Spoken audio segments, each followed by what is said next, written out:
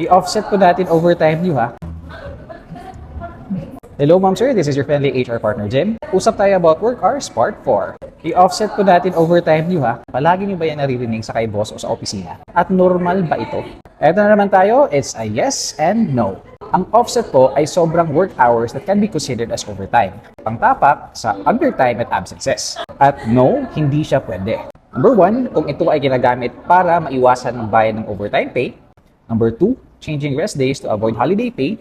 Number 3, ginagawang pangtapak sa absent. Pero actually, pwede naman. Pero both ay dapat agreed and documented by the boss and the employee para hindi maabuso. So tanong, kailan po ba pwede ang offsetting? Pwede ito if offsetting is within the day. Halimbawa, late kang pumasok.